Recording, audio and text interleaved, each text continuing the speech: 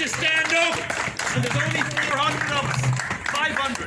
Thank you very much, people of Arklow. My name is Michael Leahey. I've come a long way here today. I'm from County Clare.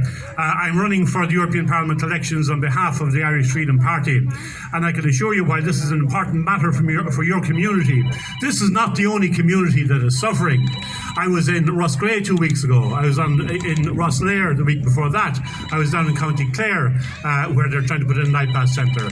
They have absolutely no respect whatsoever for our people or for the native Irish population. I have become convinced that this is a definite proposal to replace the Irish people into the medium and long term. And we must stand up, we must protect our country, we must fight for our country. Yes. I'd like to congratulate Aoife and Darren for having organised this splendid demonstration here today. It's a fantastic turnout. It's one of the best that I have seen.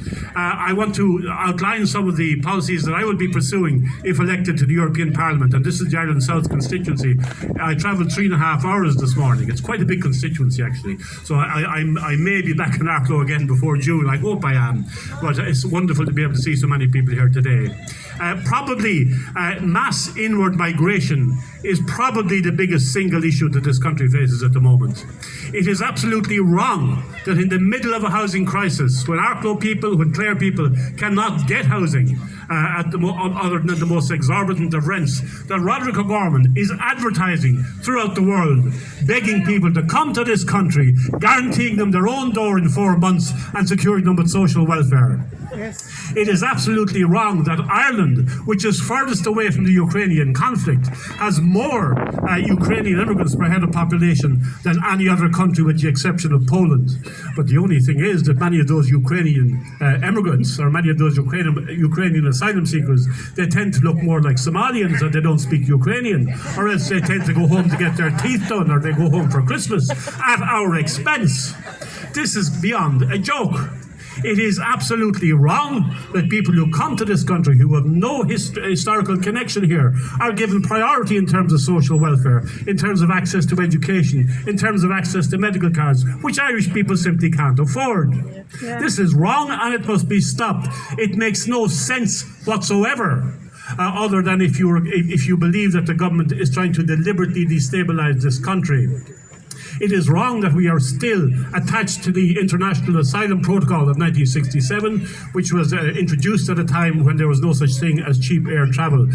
I live very close to Shannon Airport, and I talk to some of the aircraft maintenance people there. They tell me that the biggest problem they have when they're cleaning out an aircraft is flushing out the passports from the toilets. Because people board these planes, they get rid of their passports, and they arrive, and we have no choice but to take them in. That must be stopped. Yes. Within the Irish Freedom Party, we advocate.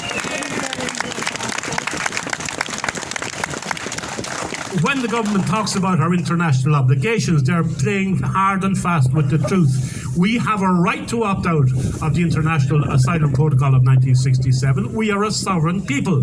That does not mean we turn our back on genuine refugees. It means that the asylum process is not working for us anymore, and we need to deal with it. We also have an opt-out from the international protection regime under the Lisbon Treaty. The government immediately signed up to that, and we have taken more Ukrainians than any other country, with the exception of Poland, which is on the front line. This is wrong, and it must be stopped. As I said, it makes no sense what the government is doing. Bringing people into this country in the middle of a housing crisis makes no sense unless they want to break the connection between the people of this country and its nation.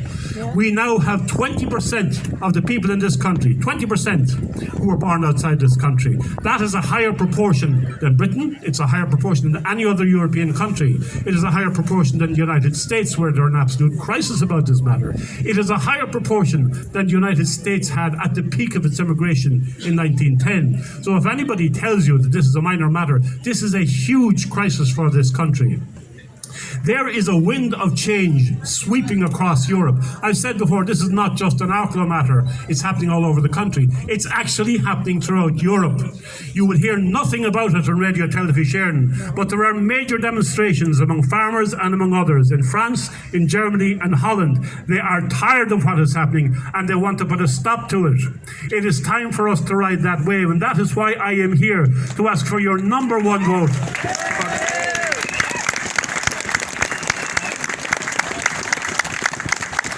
to ask for your number one vote for the European Parliament elections. I'd also like to ask for your number one vote for Ireland First candidates or any other Irish Freedom Party candidates in the local elections. People are waking up. Throughout Europe, you will see parties like the Alternative for Deutschland in Germany now at 25% in the polls. You see the victory in Italy. You see the victory in Holland. People are changing. The European Union has become too remote from its people. It's not interested in the interests of its people. What you have when you have a non-elected government, when you have somebody like Ursula von der Leyen, who has engaged Europe aggressively in the Ukrainian war, not to the interests of Europe, but to the interests of her financial masters and to the interests of the United States. These people need to be answerable to an electorate, and we have an opportunity in the European Parliament elections to do that. At the moment, 20% of the European Parliament consists of people who are on a very, very similar page to people like you and people like the Irish Freedom Party. And I have no doubt that after the next European Parliament elections, they will be in a majority, or certainly a working minority within the Parliament. And that brings the possibility of effecting real change. We must bring an end to the mass migration into the continent of Europe, and now is our opportunity to do so.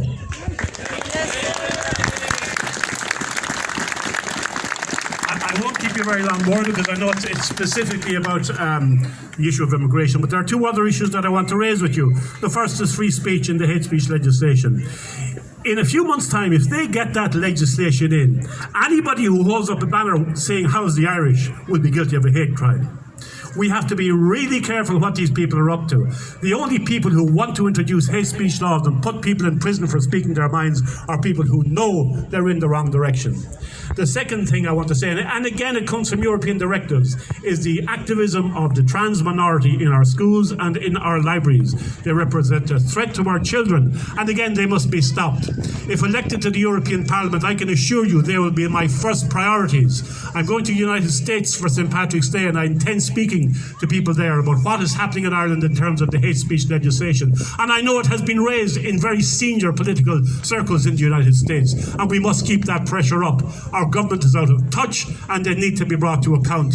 I can guarantee you, if you elect me to the European Parliament, the voice of Ireland will be heard as it has not been heard in many years. Thank you very much.